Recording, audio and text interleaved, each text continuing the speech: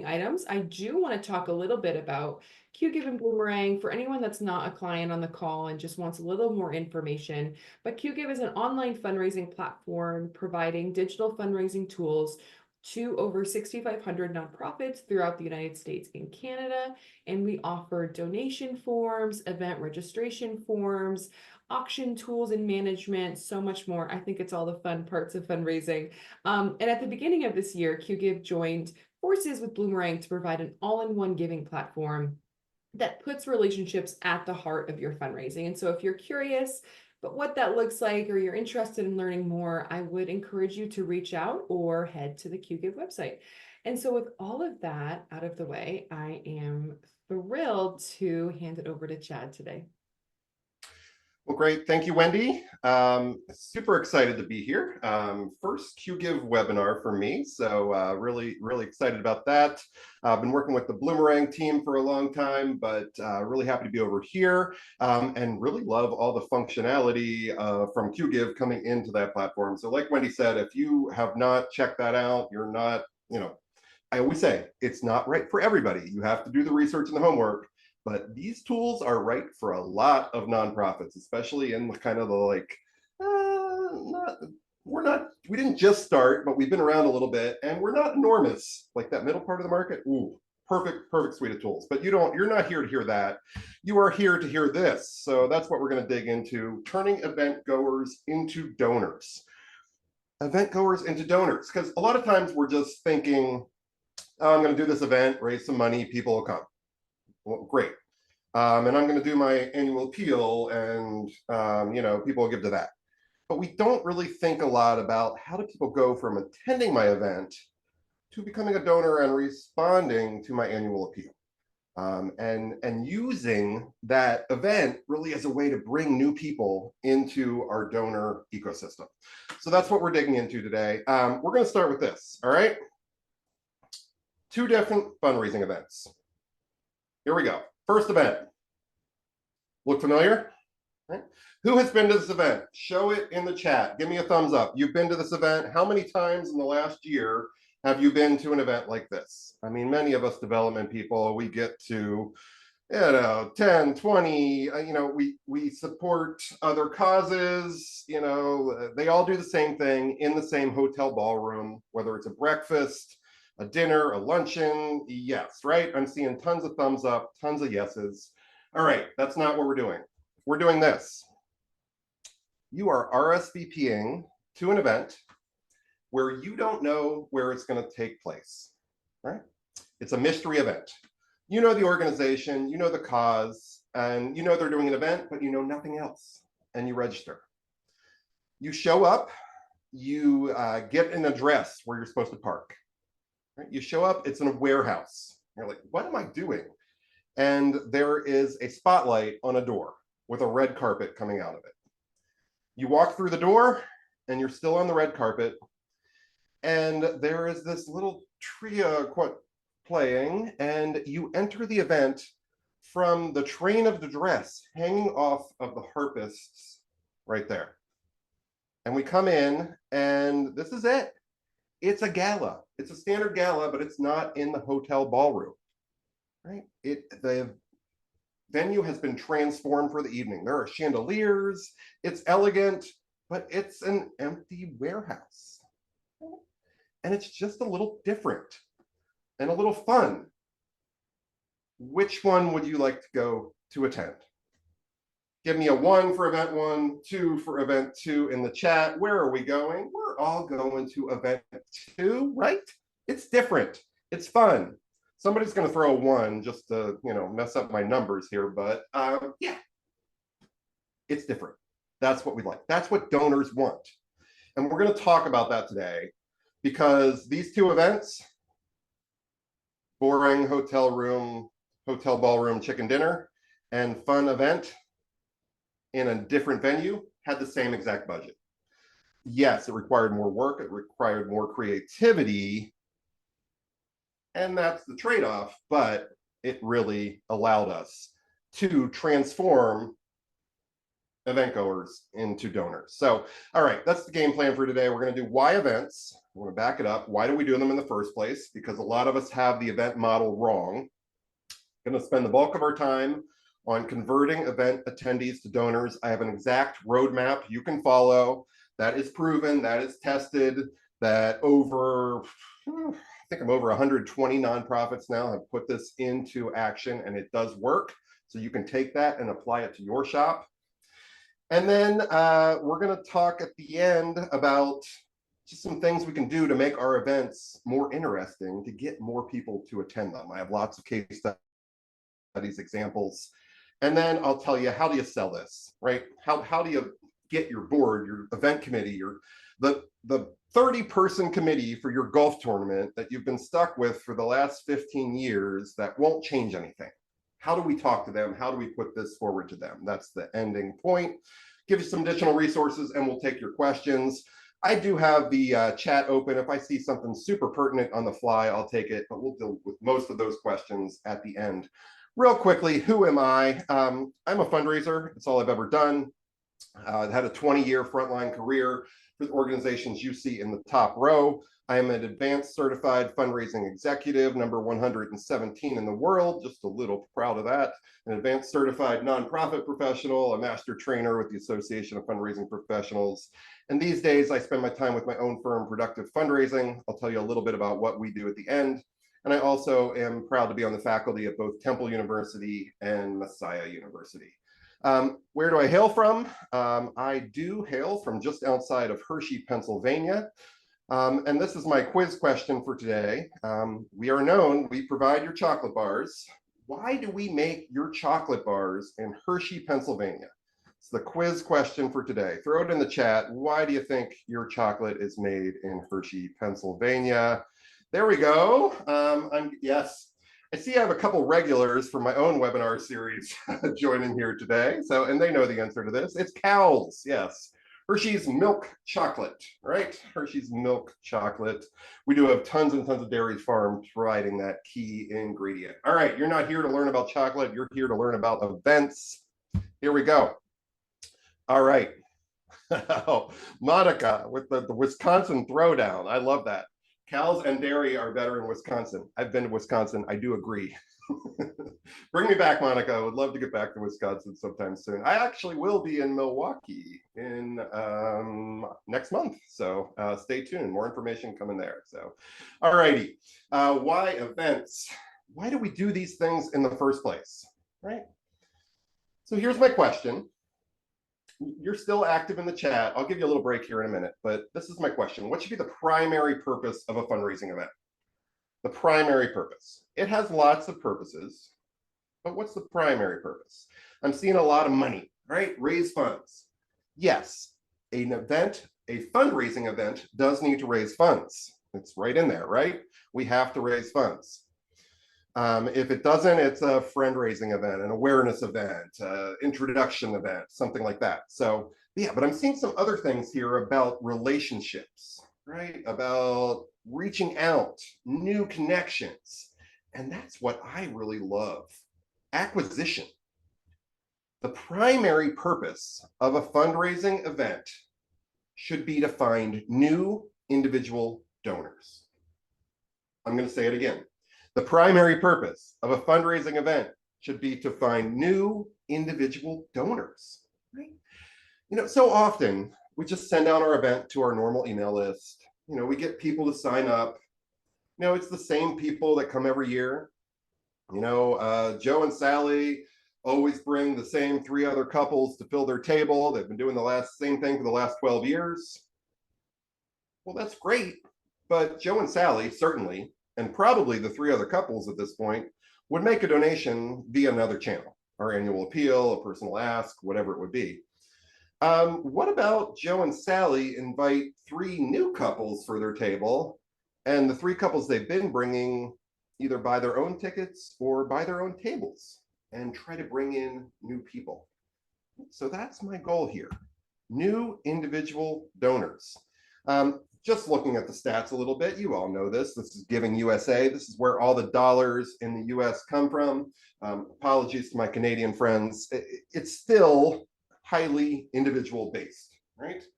So 67% of all money comes from individuals.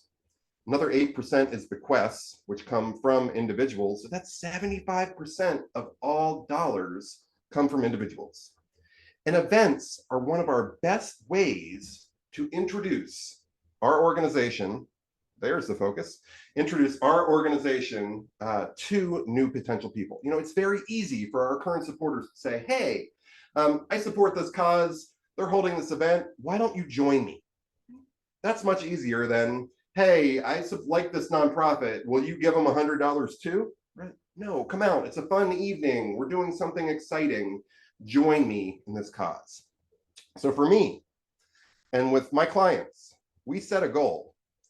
We like 40%, 40% of the people at our events to be people whose names we do not know. New names. That is our primary goal, even above the dollar goal. Yes, we'll get to the dollar goal. It has to fit into the budget. But if I have 40% new people and I miss the revenue goal in the event, I'm perfectly fine, because I know I now have, you know, what is it, 100, 150 people that I can form relationships with over the course of the year and meet that goal that way. It just builds that pipeline. There's so much more potential there than just getting our same old people to come to the event and do what they always do. So I just have to frame this way. You know, we need to think differently about our events. Who do you need to tell about this, right? Your event committee, your board, your boss, everybody. Like, just the goal is not just money. If we're going to do all this work, right? Because events, they take like 4 months of dedicated time, the 3 months before and the 1 month after, pretty much all dedicated to the event. You know, you're all questioning the 1 month after, but right after the event, you got to do the debrief, you got to send the thank yous, all the stuff from the event somehow ends up in your office. And where does it go, right? There's just a lot. And you need that week just to like deal with the overload and get back to normal. 4 months, right? So let's make sure we get good leverage if we're going to dedicate that much time to one thing. All right, here's what you all tuned in for. Let's go ahead and do it. Yeah, Hannah, my apologies. Like, your office is filled with all the event stuff right now. I get it. I've been there many, many, many times. So, all right, here's my most exciting slide ever. We're gonna, oh, look at the animation. Yeah, I got to do it one more time. Here we go. All right. Yeah, so this is my roadmap. Yes, you can get the slides, you can download everything. We will share, Wendy will share the links tomorrow. You can grab everything. I have examples of all of this stuff, tons of resources for you. So just stay tuned to your email, you'll get everything. But we have a 10-step process. I didn't say it was going to be easy, but I said we can convert these event attendees to donors. So let's walk through this process. First off, exciting pre-event communication. Keyword there, exciting, right? Not just, you know, thank you for registering for ABC event. It will take place on so-and-so date at so-and-so venue. Attached, please find your tickets. Like, no, let's rev them up. Like, hey, thank you so much. You just registered for something amazing. Prepare to have your taste buds tantalized, and, you know, just fun, uplifting emails, some energy in them. Maybe it's not just an email, maybe it's a video.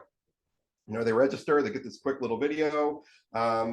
Maybe like you're at the venue and, you know, doing a walkthrough and you just film a quick little thing. You know, hey, what's this? It's a high resolution video camera. We all walk around with them all the time. So maybe something like, hey folks, it's Chad. Thank you so much for registering for our event. We couldn't do it without you. We're super excited for September 4th. We're here. We're at the venue. We're doing a walkthrough, and this is where we're going to be. It's not going to look like this because we're going to put some fun touches on it, but we just wanted to say thank you. I'm here with our event committee. Say hello, everybody. Thanks so much. We can't wait to see you on September 4th. You'll get lots more info from us on logistics, but yeah, see you then. It was fun. It was quirky. It was different. It wasn't polished. Like, I'm not going to edit that. That just goes into like a unlisted YouTube video that I include the link in an email. Like, click here for a quick video overview of the event. Something different. It's exciting. Another favorite thing I like to do, if I have an auction, I'll play a little game. So like take a picture of like a tiny little part of an auction item and like guess what this item is. And we can do that over the course of a few emails. So we're just building excitement as we come into this event. They should be excited when they show up, not, oh, I'm at another fundraising event. So whatever that looks like, be creative, have fun. Don't do the stuffy, old, boring email confirmation sequence. All right, we get to the event. A positive and unique story-based event experience. I got 3 words there: positive, unique, story-based. All right, so positive. It's got to be uplifting.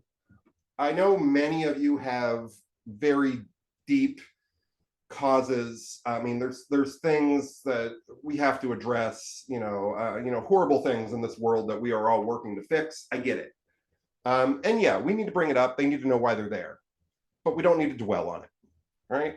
And if we're going to bring it up, we're going to bring up a challenge. Let's really focus on the solution, on the success story, and be focusing on the fact that, this success story happened because of your support.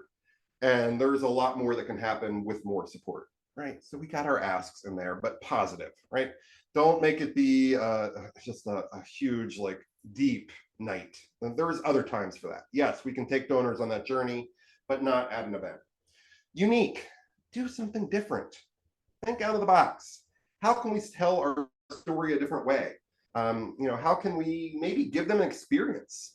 Can we put them in our beneficiary shoes somehow? And let them actually experience it rather than just talk at them all night. Nobody wants to be talked at all night, right? It's like, you don't want to be all talked at for this hour, even though it's a webinar. It's like the definition of a webinar. So I try to engage you in the chat and give you ways to participate. Do the same thing at your event. How can they participate? How can they be a part of it? And story-based. You need to highlight stories. That 40% of the people are brand new. They don't know your mission. Tell the stories of the people you serve. Ideally, they're there and they can tell their own stories. I know not everybody can do that, but find a way, find creative ways to highlight the stories of your organization. All right, so they're excited to show up. They're there, they learn about what's going on. There should be no way, even if it's a golf tournament, that they show up and don't know what they're supporting. I've been to countless golf tournaments, charity golf tournaments. I show up, I'm invited by the host, come, I know the name of the organization. I leave, that's still all I know, the name of the organization, right? So tell the story, make sure everybody knows what you do. Number 3 is really key. Get them to take a first step at the event. A first step. I need some kind of transaction. It does not need to be huge. I don't need them to make a $1,000 gift in the fund a cause. I need them to do something, because my real idea here is not the money. I need their contact info. Because so often the people that come, the other 6 guests at the table, other than the couple that bought it, I might know names and that's it. I have no contact info. I have no way to keep in touch.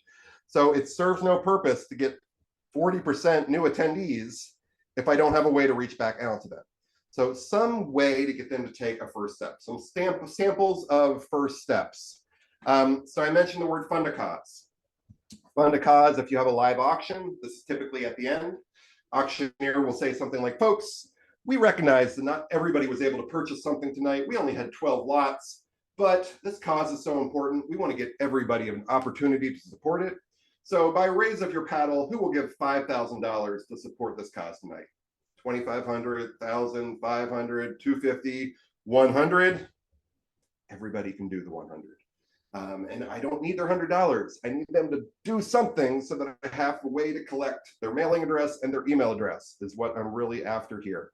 So the fund a cause, raffle. How many raffle tickets do you want? I'm buying 5. Peer pressure for good, that can work. A wish board. If you have never heard of a wish board, here's a wish board. There we go. We've got one right up here. So this is spots 1 to 100. Funding something in specific, something very specific. So this is funding scholarships for 50 children to attend a week of summer arts camp. You fill a wish board, you raise $5,050. Again, it's not about the money. It's about the fact that when you take a spot on my wish board, I need your email address and mailing address, because that's how we send your receipt and confirmation, right? So something like that. Wish boards work fabulously here. Nope, we're going back this way. Pledge cards. This is the old, for many years, I chaired my county Boy Scout breakfast. I have 2 boys, 14 and 16, both Scouts. Life and Star, if anybody's in the scouting circle, we're almost there, working on an Eagle project right now. But this is the model there. They put pledge cards on the table. It's old school. It can still work. If you're going to do that, at least encourage monthly gifts, right? Monthly gifts. Maybe put a QR code on the table that's they scan and it goes right to the optimized QGive form that is going to encourage the monthly gift, make it easy for them. Again, it's not about the money. It's I need some kind of opportunity, something they can do just so I can get that contact information.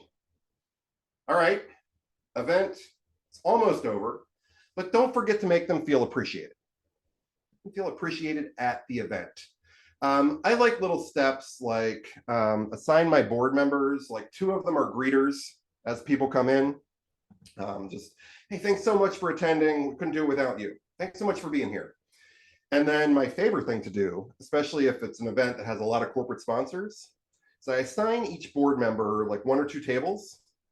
And at that lull in the event, like especially like a dinner event where there's that break between dinner and dessert, they just get up, excuse themselves from their table, walk over to a corporate table and say, hello, folks. Thanks so much for attending. We really appreciate your sponsorship. We couldn't do this without you. Your support is essential. Thanks so much. I hope you have a fabulous night. And they start that by saying, I'm on the board here. Right? So it's making people feel important and appreciated. And then that same person goes to the complete other end of the room. They say, hello, folks. Thanks so much for attending. Right? So not 2 tables side by side because they're going to see what's up. But yeah, make them feel appreciated. Engage your board in making sure people feel appreciated at that event. Okay, event is over. You're completely exhausted. I get it. I always wanted to lay on the couch for 3 days. I'm going to walk you through that event in the beginning. That was my event. And what that looked like, it's completely exhausting. I get it. But you need to send an email the next day, the next morning, like 10 a.m. the next morning, the email needs to go out. You can have this email drafted ahead of time. It simply says, thank you so much for attending last evening. With your help, we were able to raise over $50,000 to support local kids. We couldn't do it without you. Here's a quick video to show you exactly where your dollars went. That email was drafted ahead of time. The recipients were all in there ahead of time. It was literally sitting as a draft in my email drafts box, right? All I have to do is go in and hit send. Some people can even time it, that it's just going to happen automatically, right? But they need that. It kind of closes the loop. It doesn't happen a lot of times. They say, oh, wow, this organization really has it together. I need that. I need that trust factor to click in.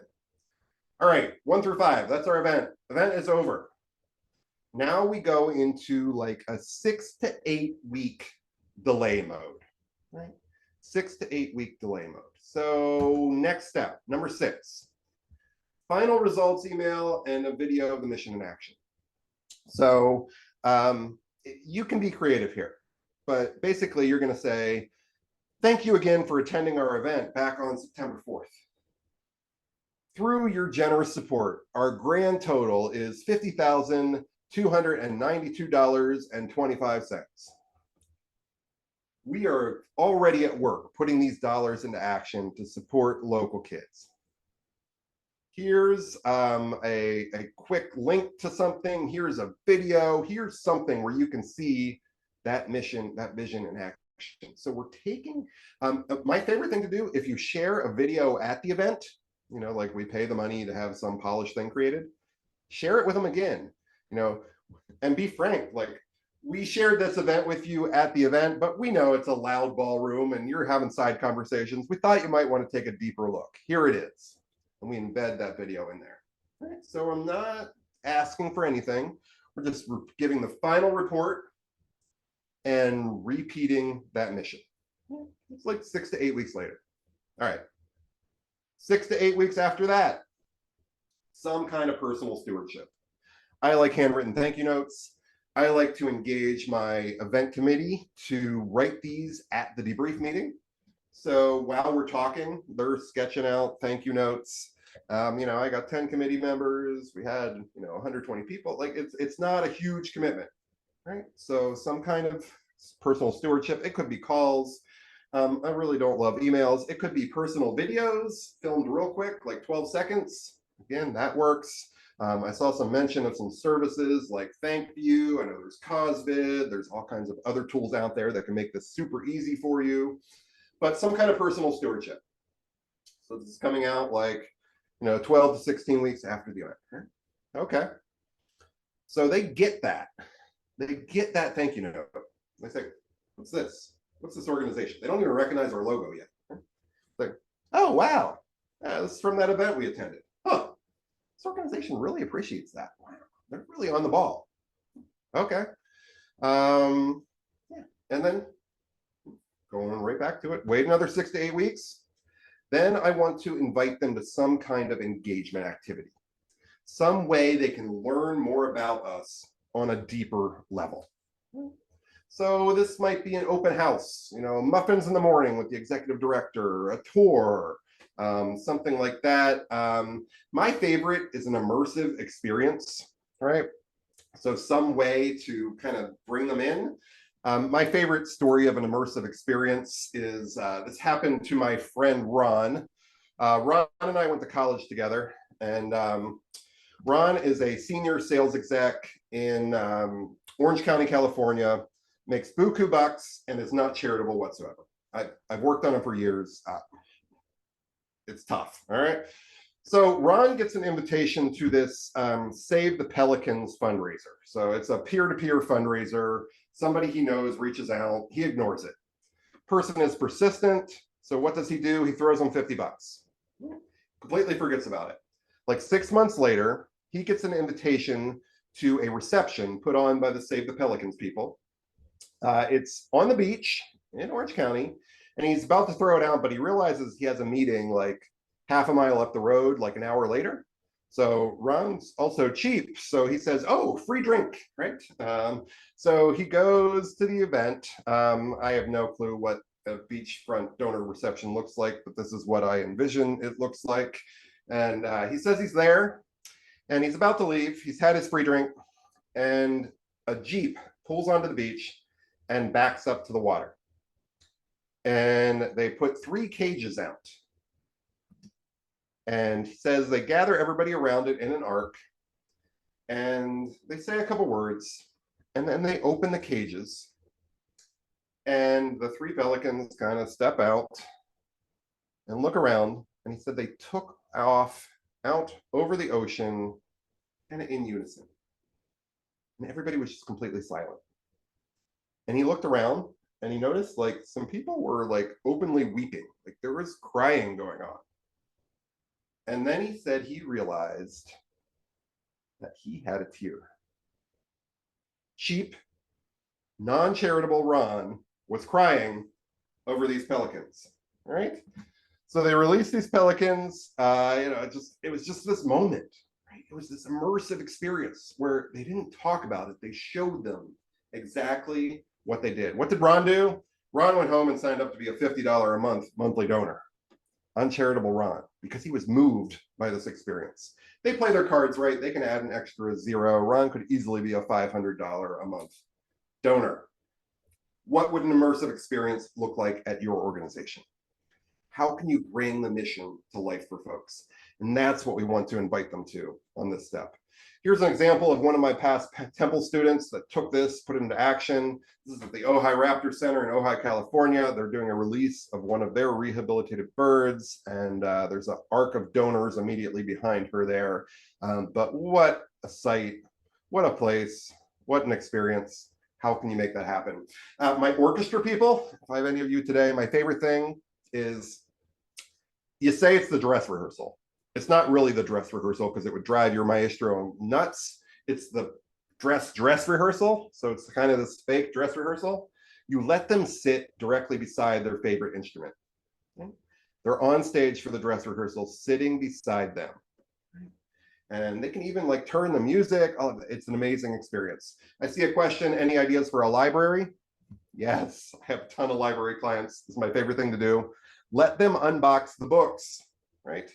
So they're in the back room, the work room, nobody can get there. They unbox it, they see what came in, they can help label them. Maybe they're the first person to be able to check them out. It's routine stuff, like you do it all the time. It seems like nothing, but that's amazing for them. My museum people, give them a pair of white gloves and let them touch something. Not the super valuable thing, the thing that you have like 5 of, but still nobody else gets to do it. What's this immersive experience, right? Okay, we need to move on. I see lots of people asking for ideas. If we have time at the end, we'll circle back and see if we can brainstorm some ideas for you as well. But museums and libraries are low-hanging fruit for me. I do a lot of that work. Okay, we invited them to the engagement activity. Even if they don't come, it counts because we invited them to something. There was no cost. It was a touch point. They're like, oh, wow, that looks really cool. I have a date conflict. That stinks. But they still had that experience. Our last step before the ask, number 9, impact letter. Impact letter. This rarely happens. I like impact letters everywhere, especially with an event. What's an impact letter? An impact letter says, thank you so much for attending our event 6 months ago. Because of your generous support, we've been able to 1, 2, 3, 4, 5. List a couple bullets. This is the place where everybody loves to collect their stats. You know, we need them for grant reports and other things. I don't ever want your stats. I always want your stories. But this is a great place to put a couple stats in there. Give me a couple stats. Share a story about one person, place, or thing your organization has helped. And that's it. We couldn't have done this without you. We greatly appreciate you. Thanks so much. We hope to see you again soon. No ask. No ask. That is the key. Don't sneak an ask in there. As my friend Lynn Wester would say, do not fask. Do not fask. Thank and ask at the same time. It ruins both of them. Right? So, no, just thank. That's the impact letter. Again, it's like 6 to 8 weeks after the invitation to the engagement activity. Okay.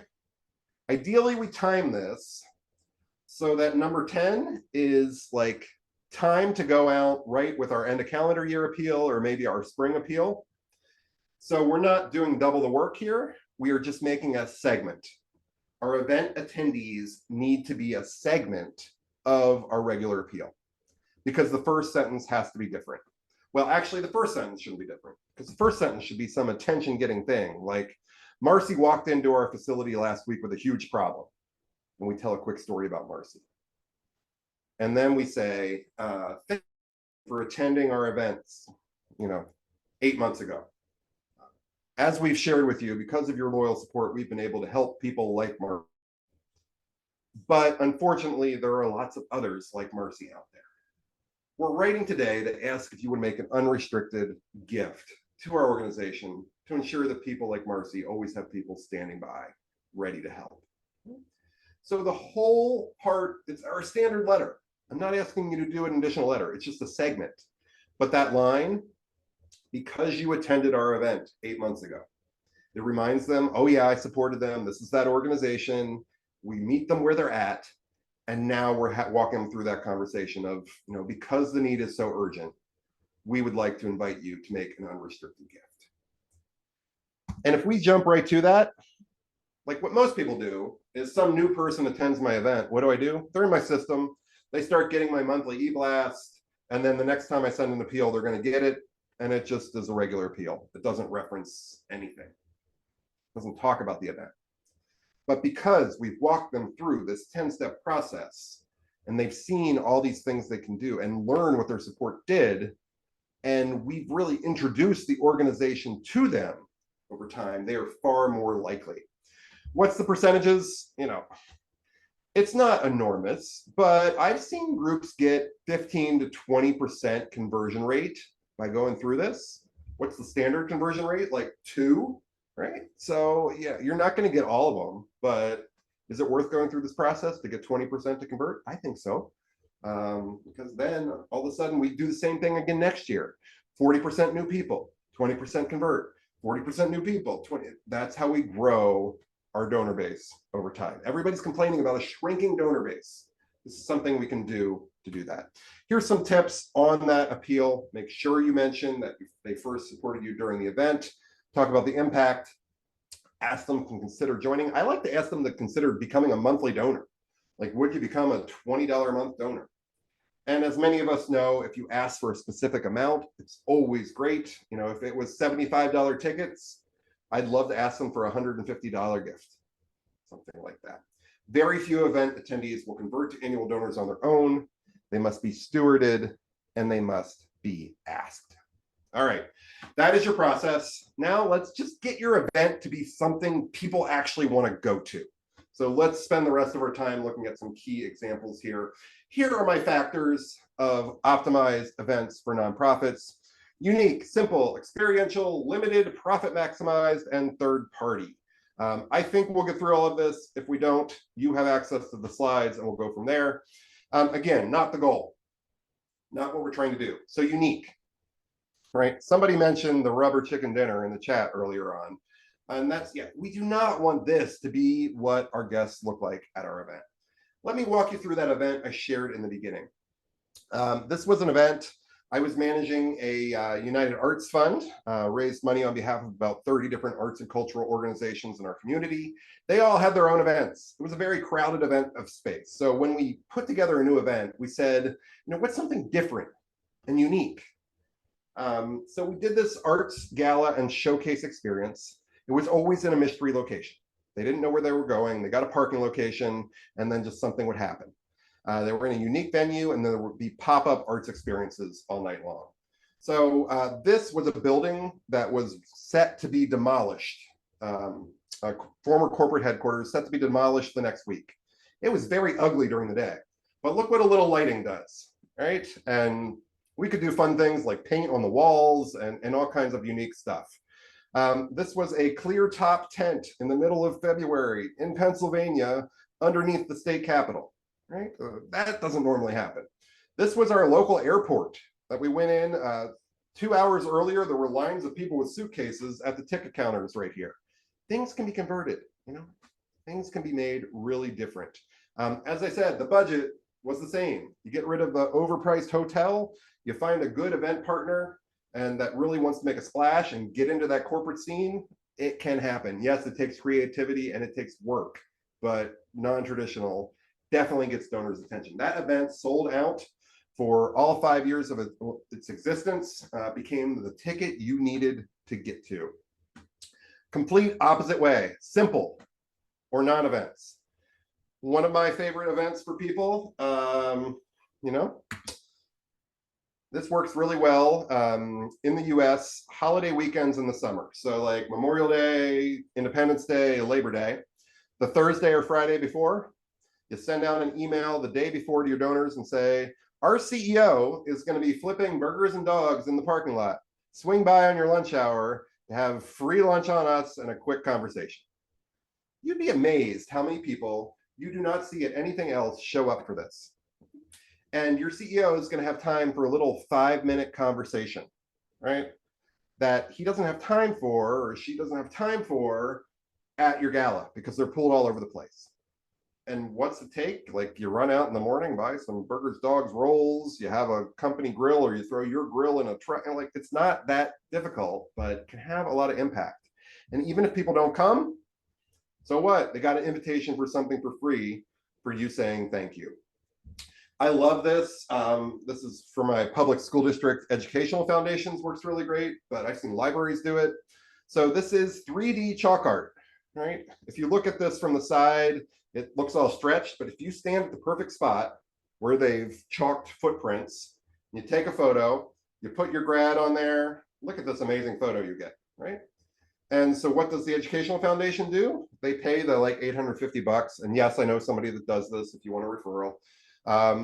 And they have someone standing there beside them. And after they take their photo, they hand them a brochure and says, thank you so much. Congrats to your graduate. This just tells you a little bit about what the Educational Foundation has provided for your student over the last 13 years. Yeah, they appreciate that. They got some new gifts. It was all about acquisition. It wasn't about the money. Here's a fun little one. Simple event, like what are we doing here? This is Cornell's veterinary school. It's an event. What do you want to do? Do you want to watch cute kitties or cute puppies? They just have webcams up somewhere and you tune it, like the simplest thing ever, but it's different and unique and fun. Experiential, mission match. Oh, I didn't even mention the photo on here. What is that? Throw it in the chat. What photo? What do I have a photo over there? It's a certain event. Some of you have probably done it. Yeah, Shay's got it. It's the color run, right? So we reinvented the 5K. You're still running a 5K, but now you're wearing a white t-shirt and people are throwing powdered paint chalk stuff at you. And then at the end, you throw it at each other and your shirt's permanently stained and you have this memento. It's still just a 5K, but now all of a sudden we sell it out and there's some excitement. So how do you take your event and reinvent it that way? Experiential, some mission match. How do you actually let your donors experience what you do? A classic example here, not everybody loves it, but my vision organizations, working with people that are blind or have low vision, a way to let them experience what that's like. So you're at the gala, they give them blindfolds or something, serve the meal, let them go to town, and after about the 5th glass of wine gets spilled, they say, okay, take them off. You've experienced this. Here's how we help the people we serve to better be able to handle situations like this. All right, so we have this little mission moment that we put in there. Okay, even on our ticket purchase form, show our mission, right? Yeah, you can buy a ticket for 25 bucks, but do you want to also like help us do what we do, like provide mentoring? Even if people don't do it, we're still showing them what we do throughout the process. You can't come to our event and not know what we do. All of this is a lot of work, so limited, right? Make a big splash. Do 1 or 2 per year. All right, be honest. How many organizations does your organization do per year? Throw it in the chat. How many? And this is not like little donor receptions, little easy things like ticketed, sponsored, lots of planning. How many? Okay, I'm seeing pretty low numbers. We're getting a couple big ones. We're getting a lot of 4s. And 4 sounds good because it's like once a quarter. But remember what I said. Successful events take 4 months of staff focus.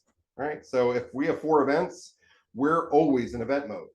So if you're at 4 or above, I really hope you have someone on your team whose title is events coordinator. If not, like there's not time for anything else. For my small shops, like 1 or 2 is really where I like to go. I like 2 because like 2 twice a year we make a splash. And then we have some months in between where we can do other things, like go out and meet with donors. Profit maximized. All right, so there's just got to be lots of ways at our event to raise money. My favorite profit maximized event near me is the Shoe Strut by the Salvation Army locally. This was conceived by their women's leadership group. They wanted to do an event. It's a crowded event scene. They thought fashion show, and then they're like, no, someone else does that. And they're like, well, really, I only care about the shoes. So let's just do a fashion show of shoes. So they do that. They don't bring in models. They have local business leaders model the shoes. It's a lot of fun. Huge silent auction with like 300 pairs of shoes, lots of stuff. I love the event because it's attended by 600 women. And I'm like one of 5 guys usually there. So I stand out like a sore thumb and people actually come up to me to talk. So that's great. But there are so many ways. There's the silent auction. There's a text to give. There's a raffle. There's baskets. There's a live appeal. Like you can't leave without the opportunity. And what do? They raise a lot of money, right? So that's there. Some of you struggle with auctions. How do I get these silent auction items? I want to empower your board Say, we are looking for board assistance. Here are 3 options. Buy everything, make the basket, give it to me. Number 2, buy everything and just give me the stuff. We'll make it look pretty. Number 3, here's the buyout. They're used to the buyout from kid activities, all kinds of stuff. Just, here's the $250 put together in the basket. And then they get stuff they don't want, especially like the holidays. They host a party, people bring bottles of wine. It's not their style. Just ask for that stuff. Specify that it must be unopened. And please check your local regulations. Can we actually raffle this? It's different in every state. And so check on all of that. But yeah, like a basket of cheer, like 12 bottles of wine your board members don't want. Great. Easy ways to find things. A live auction. Things you can do. What you're really looking for at live auctions is exclusive experiences. Things they can't buy on their own. Trying to get. 2 tips for my favorite auctioneer, Tim Keller out of Lancaster, Pennsylvania. Auction off something of no value to begin with. They'll say, folks, we are here for the auction, but we are not here to get bargains. We are here to raise money for this important cause. So with that, who will give me $500 for this can of grapefruit bubbly? There we go, 500. Okay, great. 600, 70. So yeah, I've seen them auction off like a glass of water for $800, a blank canvas for $1,200. It just gets people in the right mind that we are here to support a cause, not to get a bargain. And that is my cue to actually take a sip of something so this doesn't go away. And at the end of it, we already did that fund a cause. At the last item in the fund a cause, do a prize.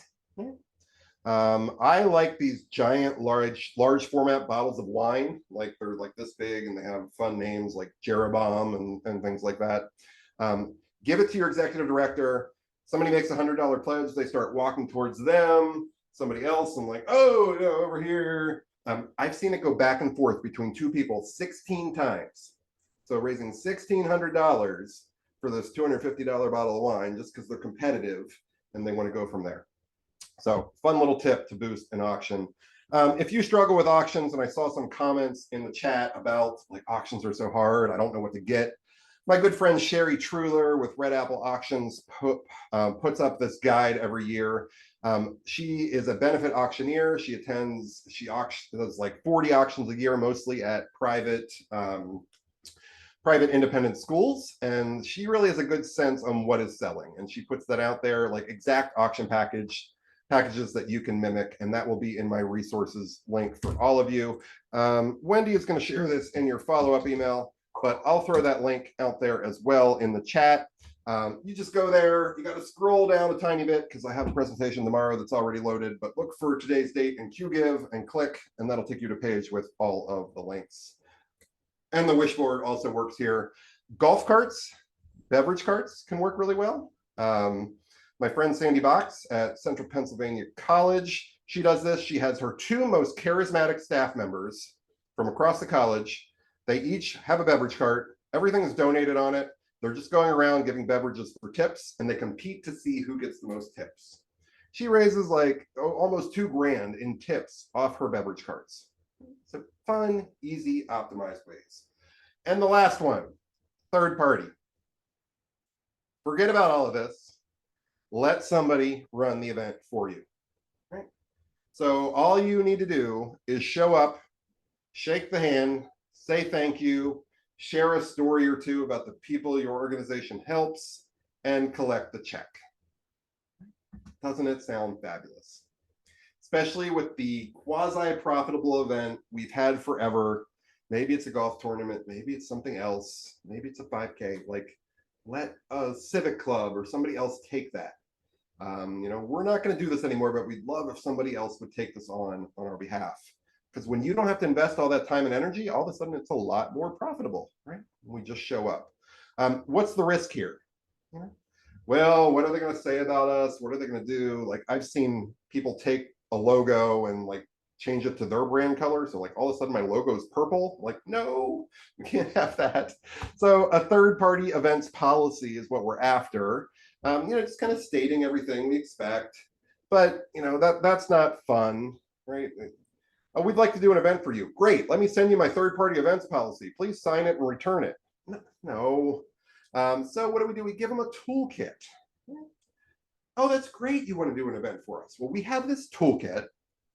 It has our logos, it has photos, it has stories, it has some checklists, like all kinds of things to help you be super successful and make this event easier for you. There's also a third-party events policy in there. If you could sign that and return it to me, that's great. Just make sure we're all on the same page. That is how we do this, and that's how we protect our brand and make sure everybody's super clear on where things are going. All right, we are coming in to wrap up. I gave you lots of ideas today. Brain's probably spinning. You're like, well, I have this event that we've been doing forever, but I really like this thing Chad talked about. Like, what should we do? Well, this is a fabulous tool developed by my good friends, Alice Ferris and Jim Anderson with Goalbusters Consulting. It's a valuation sheet for new fundraising ideas. I really like to use it for events. We evaluate our events, both what we currently do and our potential events, on these 5 categories: potential revenue, effort, likely success, uniqueness, and mission match. I love these last 2, right? Uniqueness. Is this something different than what everybody else in our community is doing? And mission match. Does it make sense for us to do this based on what we do, right? So here we go. There's a gala golf tournament, the virtual 5K we ran during COVID, and the non-event we did during COVID. And quick side note, non-events. So this was like, hey, we can't do our event because of COVID. Would you still make a donation in the amount of tickets? I think that's still a tool. We can't do it every year, but maybe like every 3 to 5 years, especially like if we're moving to a new location, we're launching a new program. We're saying, in order to better serve our community, we're not doing this gala because we're spending all our time over here, but we still need the funds. Would you consider making a donation in the amount of the ticket prices? Can work really well. So this tool, take it. This is how you make the case for change with that change resistant event committee, boss, board, whoever. Show them the numbers. Numbers really do speak. All right, I'm going to wrap up and then we'll get to your questions. Some additional resources for you. I always like to recommend a book. This one's a little different.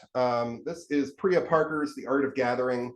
Really talks about why we do events and how you create this experience through the events and get your mindset in the right place, that putting yourself in the shoes of your attendees. It's on my bookshelf, but it's a little low, so I'm not going to pull it out today.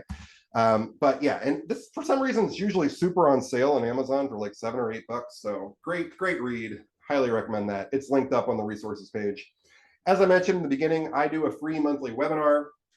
This month, I am doing how to keep all those new donors you work so hard to get. So we're talking about donor stewardship and retention. Before we get into our end of calendar year appeal, let's make sure we're prepared to have the proper stewardship and retention to keep these people. So that's on September 25th at 1 Eastern. Sign-ups on the resources page. I go by Fundraiser Chad on social. Please connect. Most active on Facebook and LinkedIn. I also have a free fundraising tips email. Connect with me, join. Always happy to see you. Always happy to answer any follow-up questions as well. And with that, there's a little bit of time for your questions and answers. So welcome back, Wendy, and let's see what we have. Yeah, so we have about 4 minutes. So I'm trying to find some of the best ones here. How does a nonprofit organization start with 0 people to invite and a few $100s to fund their event? Yeah, it's hard at startups.